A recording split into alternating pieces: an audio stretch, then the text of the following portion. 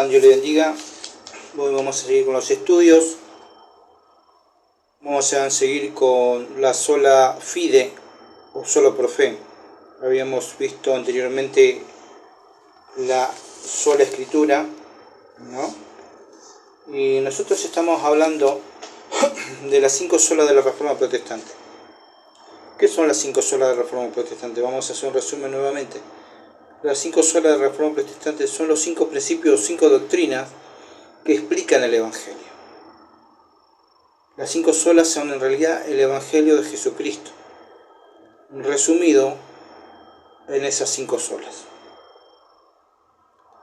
Estas 5 solas se sacaron después de la Reforma para hacer un resumen de la teología cristiana e histórica de qué es lo que creían los cristianos evangélicos después de la Reforma. Entonces estas 5 solas quedaron para hacer un resumen de la fe evangélica. Tanto es así que usted, si no confiesa ni cree estas 5 solas, no puede ser evangélico, y mucho menos protestante. No es que San Pablo le enseñó a Timoteo, bueno, mira, ahora te voy a enseñar estas 5 solas. No le dijo de esa manera, sino que durante mucho tiempo el Evangelio de Jesucristo fue ocultado a través de una religión que tomó el lugar del cristianismo, que se hizo llamar cristianismo, que de alguna manera pertenecía al cristianismo, pero a través de sus enseñanzas, a través de sus edictos, a través de su tradición, fue ocultando el mensaje del Evangelio y el Evangelio mismo. Entonces, en el año 1517, movido por el Espíritu Santo, Martín Lutero redescubre las enseñanzas del Evangelio en la palabra de Dios. Vamos a leer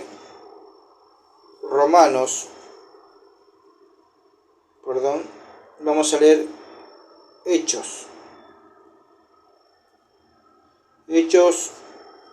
20:29 dice, vamos a leer Hechos 20:29. El apóstol dice esto: porque yo sé que después de mi partida entrarán en medio de vosotros lobos rapaces que no perdonarán al rebaño, y de vosotros mismos se levantarán hombres que hablen cosas perversas para que arrastren tras de sí a los discípulos. Por tanto, velad, acordaos que por 3 años y noche y día no he cesado de amonestarlos con lágrimas a cada uno. Y ahora, hermanos, os encomiendo a Dios y a la palabra de su gracia, que tiene poder para sobreedificar y darnos herencia con todos los santificados. ¿Se dan cuenta? El apóstol acá ya lo estaba anticipando, que después de su muerte entrarían las herejías, los falsos apóstoles, los falsos profetas, ¿no? Y los llama lobos rapaces, que no perdonan, no tienen perdón de eso, con el rebaño, ¿no?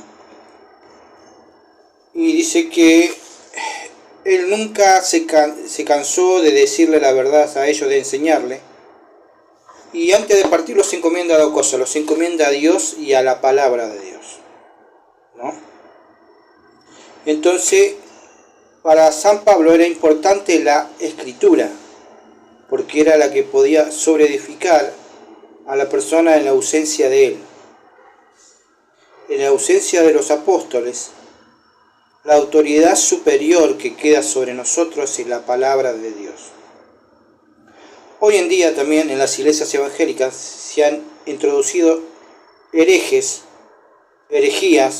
enseñanza falsa, enseñanza verdaderas mezcladas con mentiras, enseñanzas psicológicas, enseñanza de ocultismo, pero que los pastores que han dejado minar la iglesia no han sabido tomar el consejo de San Pablo.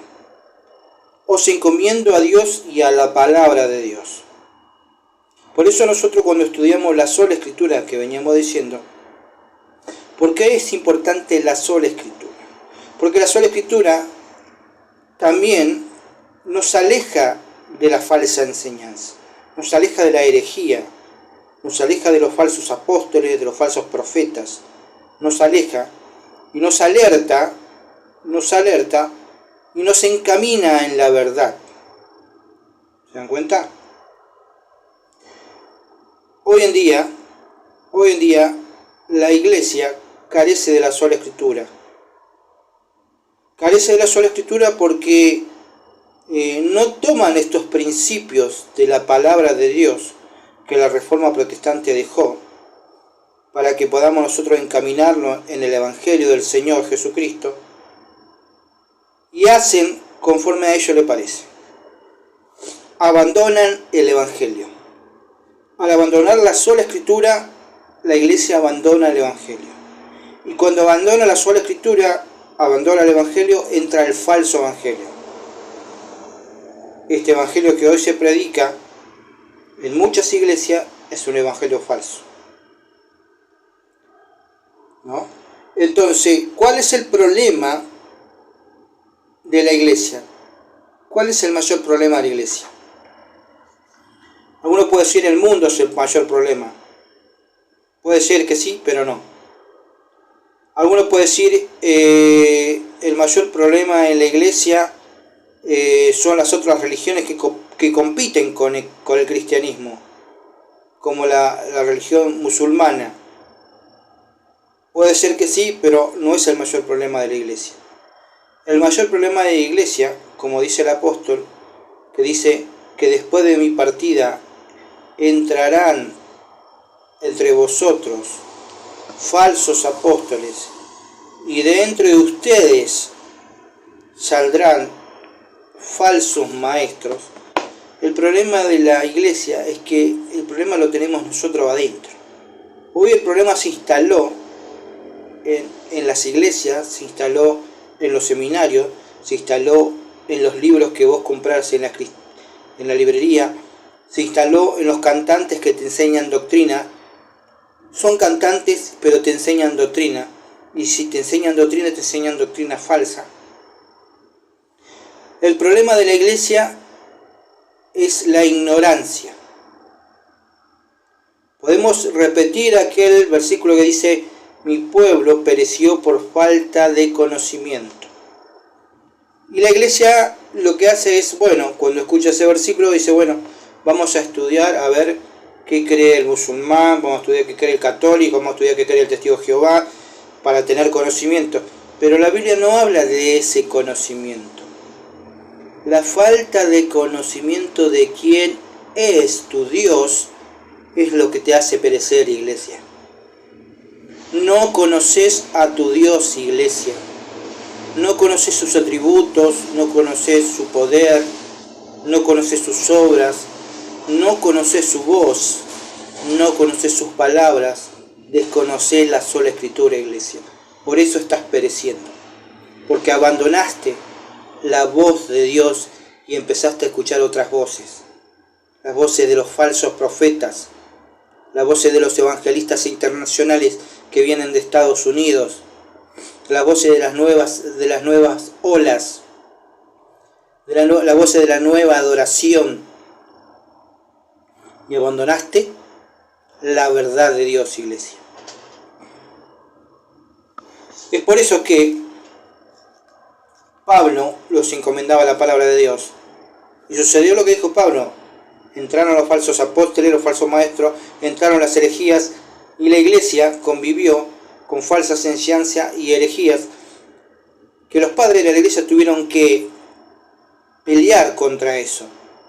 Y la iglesia siempre está peleando contra la herejía, pero a veces la herejía se instaura en la iglesia y se sienta en el trono de Dios.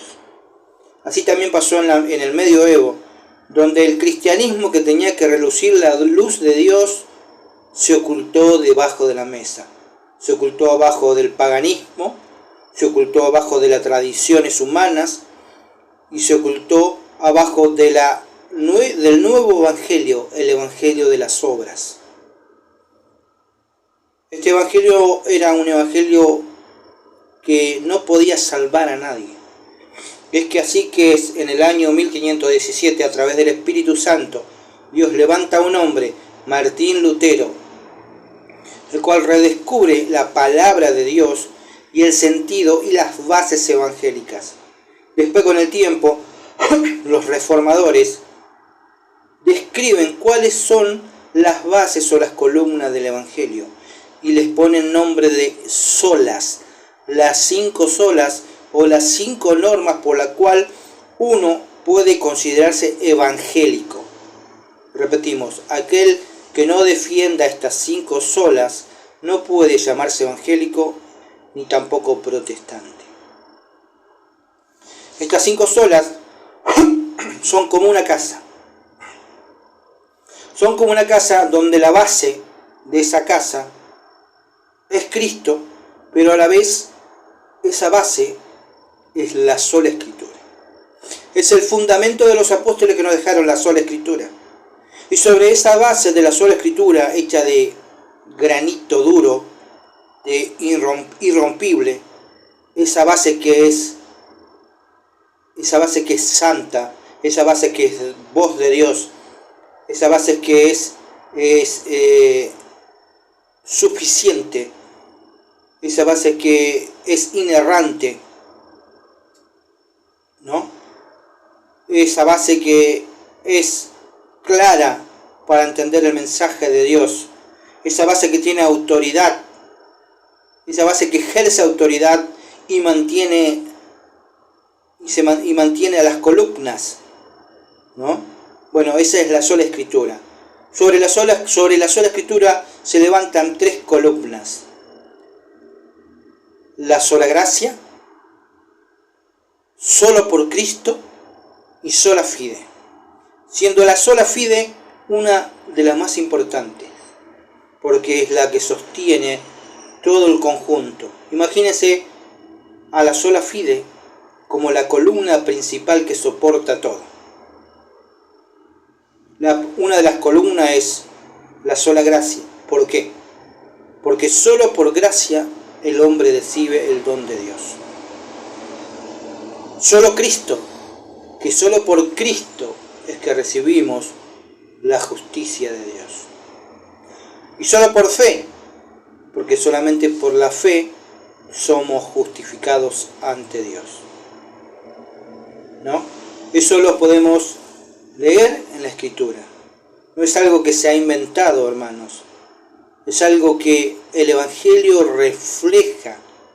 Estas 5 normas que se conocen como las 5 solas de la Reforma Protestante. Es necesario, hermano, que volvamos no al Evangelio de Estados Unidos, no a las enseñanzas de los pastores o evangelistas norteamericanos o dominicanos o de la nación que sea. Es necesario que volvamos a la Escritura como hizo la Reforma Protestante, a redescubrir la verdad que los hermanos protestantes, que los hermanos reformados sostuvieron y enervaron en el mástil más alto de la verdad. Las 5 solas, hermano. La Iglesia ha dejado la sola Escritura y las evidencias son de que hoy la sola Escritura no tiene autoridad para regir la vida de los creyentes. Hoy la vida de los creyentes se rigen por sus sentimientos, por lo que sienten, por lo que creen ellos que es conveniente o mejor para la Iglesia. Y dejaron de lado la Escritura.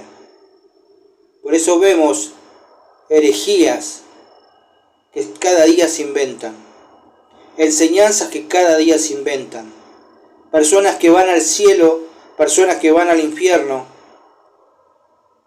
pseudos apóstoles modernos pseudos profetas que hablan por Dios, sanidades engañosas y mentirosas, emociones en el cuerpo, sensaciones en el cuerpo. Hemos abandonado la sola Escritura por otra clase de evangelio. Y el otro evangelio, aquel otro que es falso, aquel evangelio que no salva a nadie, que es raquítico. Así que debemos volver a la sola Escritura. Y hoy vamos a hablar de la sola fide, solo por fe, ¿no? Vamos a leer un versículo, vamos a leer Romanos 10, 3. El apóstol viene hablando de la justicia de Dios, o de la justificación que Dios otorga.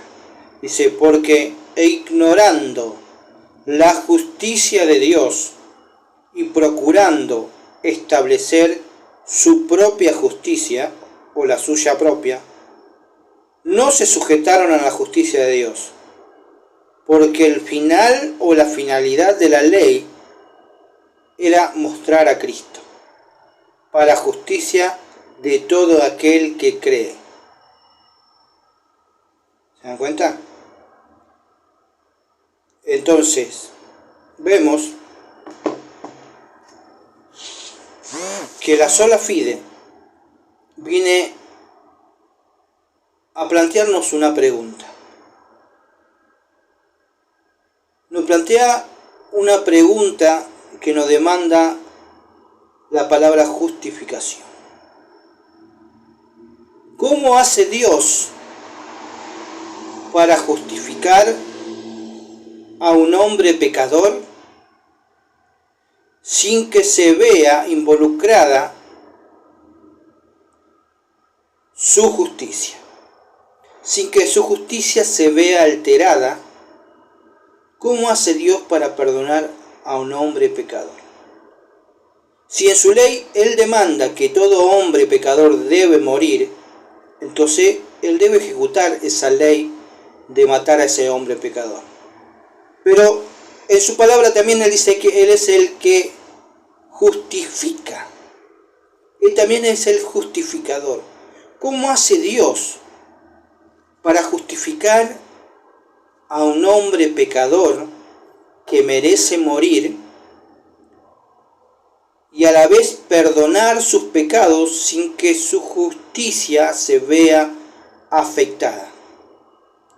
Esa es una pregunta que la sola fide la responde, y la responde efectivamente. Es la única doctrina que explica ese problema. Acá vemos en el versículo de Romanos que decían, ignoraron la justicia de Dios y procuraron su propia justicia. Hoy, el evangelio que se predica es el evangelio de la propia justicia. Es un evangelio que ha ignorado la justicia de Dios y procuraron y procuran poner su propia justicia.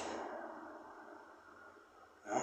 Aquel evangelio que te exige vestirte de largo, pero que no te habla del pecado que tenés en tu corazón. Aquella religión que te dice, no cometas adulterio, pero no te dice nada cuando dentro de tu corazón codicias a la mujer ajena. Ese es el evangelio del legalismo, que se esfuerza por mostrar una cosa justa de afuera, pero no tiene poder de transformar las cosas de adentro. El verdadero evangelio, la justicia que Dios exige para aquel que va a ser salvo, no se puede obtener por propia cuenta. Hoy el evangelio te enseña a que vos guardes la ley de Dios, a que vos te esfuerces a hacer la ley de Dios. Y te enseña a aferrarte a esas obras, de tal modo que vos en un momento decís, hoy estoy bien, me siento bien delante de Dios porque estoy cumpliendo con las cosas de Dios. Pero en el momento que caes y pecas, decís, hoy no me siento bien, hoy me siento que estoy destituido de la gloria de Dios. Es un evangelio inseguro, es un evangelio que te trae inseguridad, porque si te preguntan, ¿vos sos salvo? Ese evangelio te va a decir, depende, si permanezco fiel hasta el final. Ese es el evangelio de la inseguridad, hermano. Es el evangelio del desconocimiento de la sola escritura. Desconoce los principios de las 5 solas. Por eso su teología va con su práctica. Su praxis va en busca de siempre tratar de agradar a Dios a través de sus obras. ¿Se dan cuenta? Entonces, la Reforma Protestante tocó el tema de la justificación. La Iglesia Católica decía que la justificación o la salvación venía a través de recibir la gracia de Dios y que el hombre, al recibir la gracia de Dios, debía cooperar con esa gracia a través de obras hasta que este hombre llegara a ser perfecto. Y al llegar a ser perfecto a través de esa obra, entonces esta persona era declarada justa. De alguna manera la gracia venía a ayudarte para que vos pudieras realizar tu justicia y logres ser justo delante de Dios. Ese es el evangelio falso, el evangelio de la gracia más obra, o el evangelio de la obra. Pero el evangelio de Cristo no pregunta, ¿qué tengo que hacer? El evangelio de Cristo recibe la justificación a través de la fe. Y la fe es el medio por el cual recibimos esa gracia justificadora que emana de Cristo, porque no es una justicia interna de nosotros, sino es una justicia externa. La justicia de Cristo es imputada a nuestra vida. Cristo es el que cumple la ley de Dios perfectamente. ¿Ustedes recuerdan que dice San Pablo? ¿No? Dice que Abraham creyó y le fue contado por justicia, fue declarado justo. Y eso ocurrió 400 años antes de que viniera la ley. Por lo tanto, concluye, el hombre es justificado sin las obras de la ley. Si vos vas yendo 20 años a la iglesia y vos creés que a través de tus acciones o de tus obras vas a lograr la salvación que Dios ya te dio a través de Cristo, estás cerrado, estás obrando en otro evangelio. ¿Y cómo se ve eso? Se ve en esto. Cuando los pastores te dicen a vos, prepárense, estén preparados, porque si viene el arrebato y ustedes no están preparados, se van a quedar, van a perder la salvación. ¿Te das cuenta? Preguntamos, ¿Qué es eso de estar preparados? ¿A qué se llama estar preparados? A vivir una vida en santidad, a procurar hacer los mandamientos, a negarse de todo lo que está en el mundo. Eso coopera con la gracia que Dios te dio, porque si eso coopera con la gracia que Dios te dio y te prepara para poder ir al cielo, entonces está teniendo la justificación católica, que es la gracia más la cooperación del hombre. Si vos tenés que cooperar para tu salvación, entonces, ¿qué gracia te dio Dios? Porque cuando Dios habla de gracia, que es un don inmerecido, significa que ese don que se nos da no lo merecemos. Por lo tanto, la pregunta es, ¿y entonces qué merecemos nosotros? La respuesta es que todo hombre merece ser condenado y morir eternamente en el infierno. Sí, vos merecés estar condenado y morir eternamente en el infierno. Si vos le pidieras justicia a Dios, Dios tendría que hacer la justicia y tendría que condenarte y vos tendrías que morir eternamente en el infierno. Entonces la pregunta es, ¿cómo hace Dios para justificarte a vos que merecés el infierno? ¿Cómo hace para justificarte a Dios, a vos, y a la vez castigar tu pecado porque tus obras no cuentan delante de Él? ¿Cómo hace Dios? Esa pregunta la responde la sola fide, solo por fe. Entonces, venimos diciendo que la sola fide nos da la respuesta para esa pregunta que venimos planteando. Vamos a leer Efesios 2.8. Efesios 2.8 dice, porque por gracia sois salvo por medio de la fe.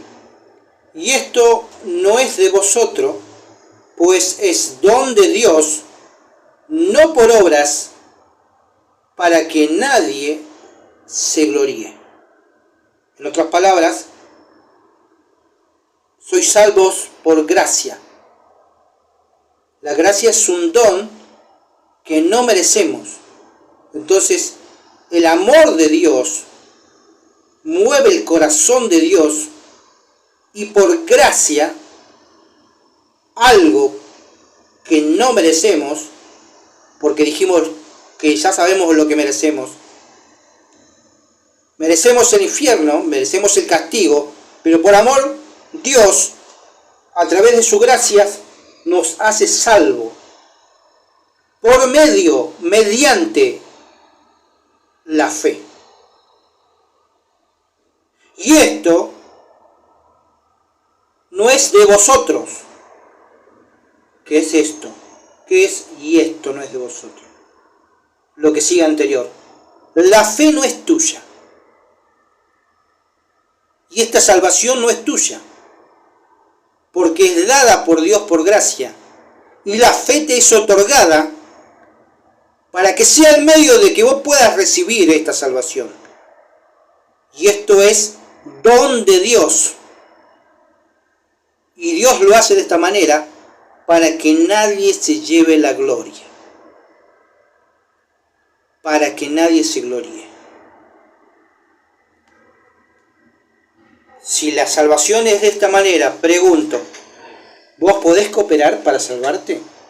¿Podés vivir una vida de buenas obras, una vida de ayudar al pobre, ayudar al necesitado? ¿Y eso cuenta a tu favor para recibir esa salvación? Indudablemente que no. Indudablemente que no. ¿Por qué? Porque vos desconocés cuál es tu condición ahora delante de Dios. Si yo te pregunto, ¿cuál es tu condición delante de Dios? Si te hago esta pregunta, si vos en este momento morís, si en este momento cuando te acostás en tu cama, mañana ya no abrís los ojos, si en este momento que estás conduciendo el coche, tenés un accidente y morís, o en este momento que estás escuchando de repente tenés una embolia y se te va la vida,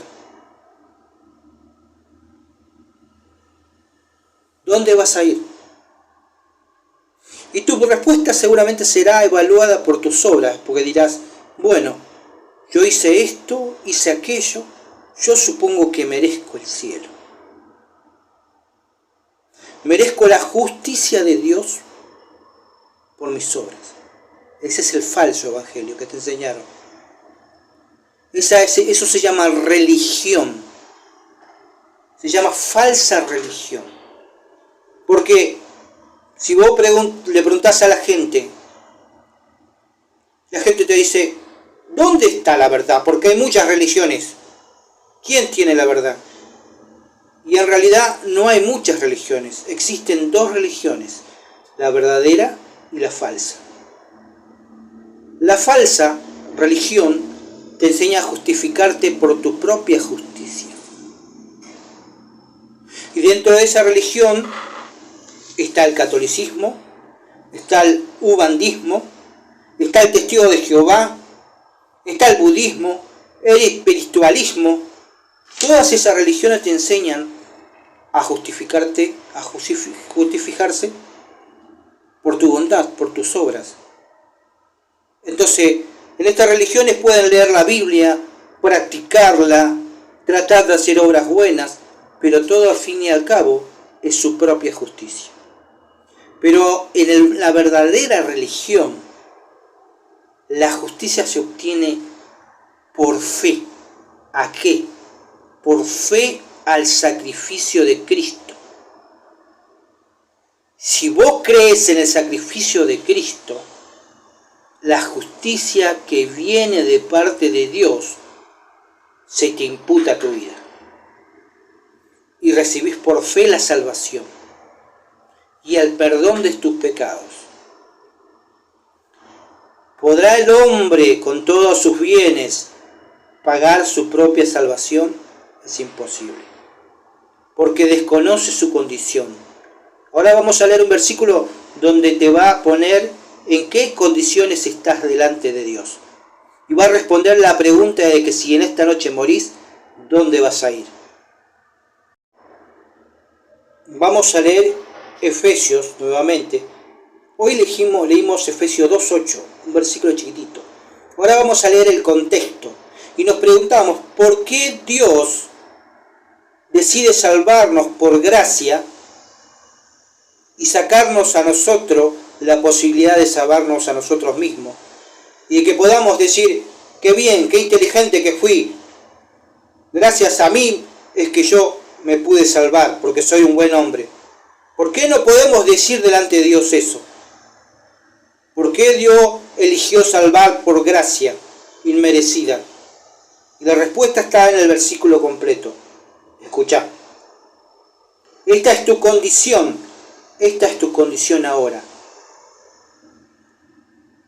Cuando vos vas al hospital y estás enfermo, el doctor te examina y te dice cuál es tu condición. La palabra de Dios va a decir cuál es tu condición. Hoy, ahora, en este momento. Y Él dice, y Él os dio vida a vosotros cuando estabais muertos en vuestros pecados y en vuestros delitos. Esto le está hablando a aquellos que habían recibido a Cristo y estaban ya en la condición de ser salvos. Y Él decía, antes ustedes estaban muertos en sus pecados y en su delito. ¿Cuál es tu condición delante de Dios? Para Dios vos estás muerto. Para Dios vos estás muerto. Y como muerto no podés hacer nada para acercarte a Dios. No podés hacer nada para agradar a Dios, porque esa es tu condición. Delante de Dios estás muerto. Y dice, y Él, ¿no? Muertos en pecado y en delito. En el 2 dice, en los cuales, hablando de los pecados y de los delitos, anduvisteis en otro tiempo, siguiendo la corriente de este mundo, conforme al príncipe de la potestad del aire, que ahora opera en los hijos de desobediencia. ¿Qué está diciendo ahí? Que vos, estando muerto, ahora estás siguiendo una corriente. Y la corriente que vos seguís es la del mundo. Es la de tus propios deleites, es la de agradarte a vos mismo, es la de vivir la vida porque mañana no hay otra vida para vivir. Esa es la vida que vos tenés. La vida de tus pecados y de tus propios deleites. Sos convicto delante de Dios. Estás en delito contra Dios. Y no solo estás en esa corriente del mundo, sino que estás también conforme al príncipe de la potestad, el espíritu que ahora opera en los hijos de Dios. ¿Sabes cuál es el príncipe de la potestad? Satanás. O sea, que todo lo que vos haces, que decís que vos lo haces y sos responsable por lo que vos lo haces, también lo haces porque estás bajo el dominio de Satanás. Tus pecados, que tanto te gusta hacerlo, lo haces porque te gusta, pero a la vez lo haces porque sos esclavo de esos pecados y porque estás bajo el dominio de Satanás. Dice, el espíritu del aire que hoy opera en los hijos de desobediencia. Satanás toma el control de los hijos de desobediencia. ¿Quiénes son los hijos de desobediencia? Sino aquellos que están en esta condición, que todavía no han aceptado a Cristo, que no han reconocido sus favores. Están como hijos de desobediencia, bajo la potestad de este príncipe. Y en delitos y en pecados son convictos delante de Dios. Y le dice, ustedes antes vivían entre esos hijos de desobediencia, en otro tiempo, y como ellos deseaban los deseos de su carne, haciendo la voluntad de su carne y haciendo la voluntad de sus pensamientos, y eran en consecuencia por naturaleza hijos preparados para la ira, lo mismo que el resto del mundo. Amigo, vos tenés un lugar, dos lugares para ir: aceptar a Cristo y ser hijo de obediencia, o seguir en tus propios pecados, en tus propios deleites, en tus propios deseos, en tu propia mente, y considerarte hijo de ira, para la ira que va a venir en el juicio de Dios. Pero después dice, pero estando en esa condición, ahora, muy bien, sos pecador, estás en delito, estás contra Dios, tus deseos van contra Dios, hacé la voluntad de tu carne, y tu voluntad está sujeta a Satanás. Me decís, ¿podés hacer algo para justificarte a vos mismo?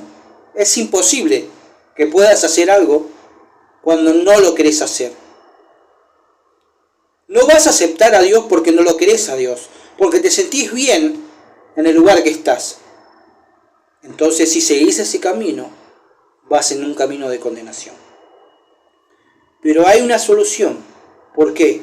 Porque hay un pero en este versículo. Dice, pero Dios, que es rico en misericordia, y por el gran amor que nos tuvo o que nos amó, aún nosotros que ahora estamos acá, estando nosotros muertos en pecados y en delitos, Él nos resucitó, nos dio vida.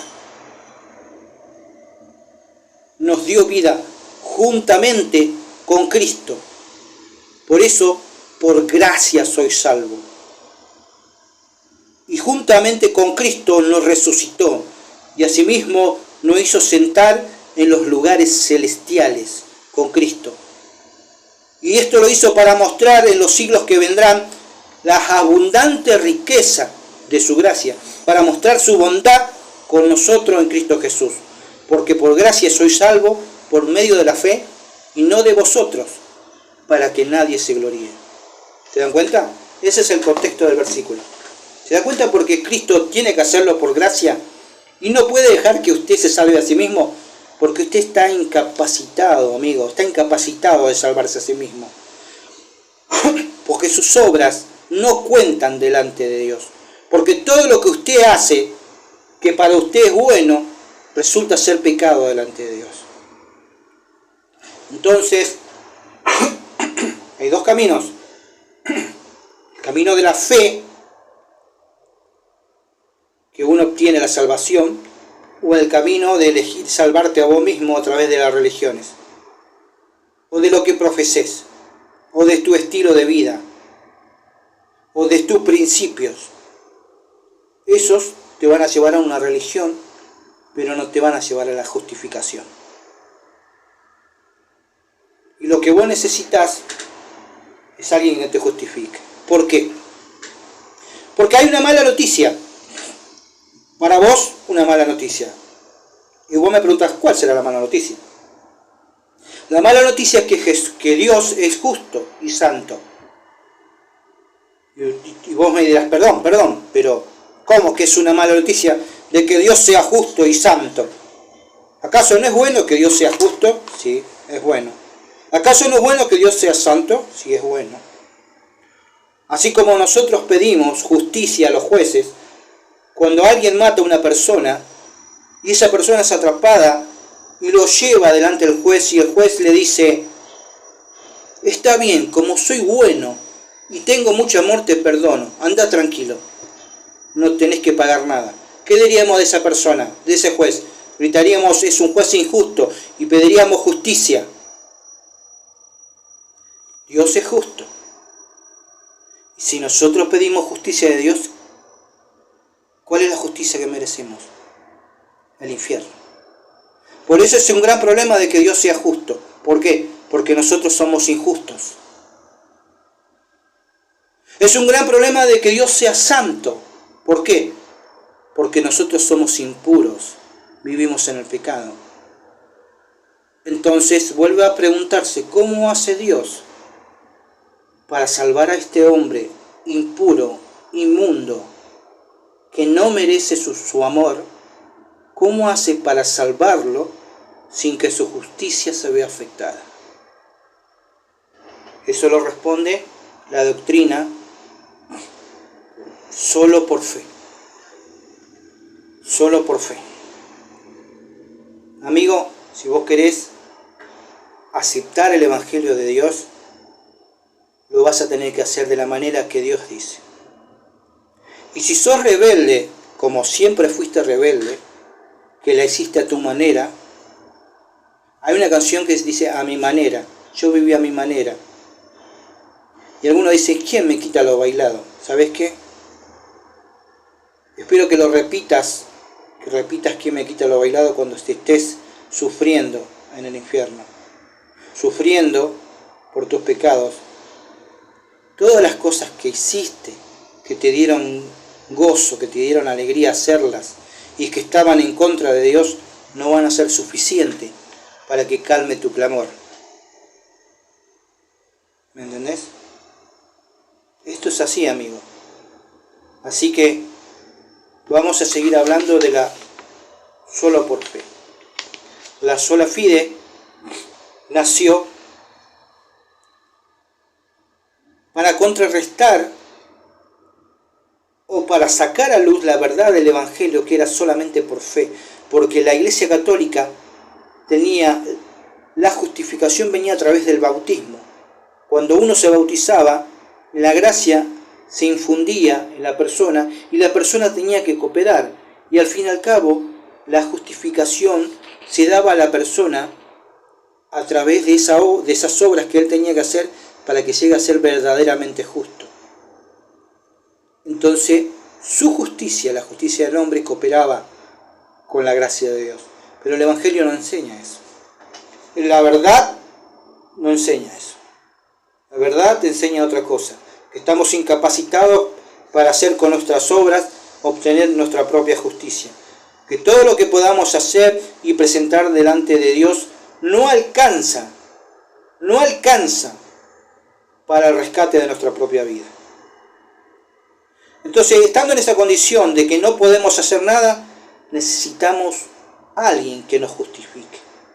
Necesitamos a alguien que nos perdone.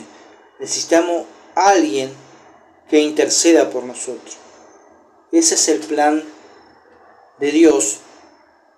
Y ahí entra el plan de Cristo en la justificación del hombre. Porque es Cristo, su justicia, la que Dios va a imputar a tu vida. Y tus pecados van a ser perdonados.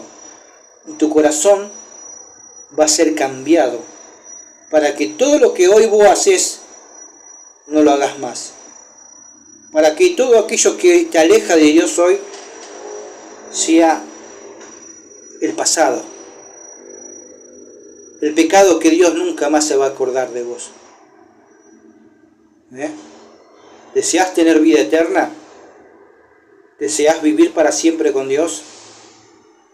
¿Deseás aquella agua viva que dijo Cristo a la mujer? Cuando le preguntó a la mujer, le dice, ¿de dónde vas a sacar el agua viva, Señor, si no tienes un balde para sacarla? El agua que yo te voy a dar es un agua que te va a sacar la sed. Tienes sed, por eso haces lo que haces. No te satisface lo que haces. Vas a vivir toda tu vida haciendo lo mismo y no vas a llenarte nunca porque estás con sed.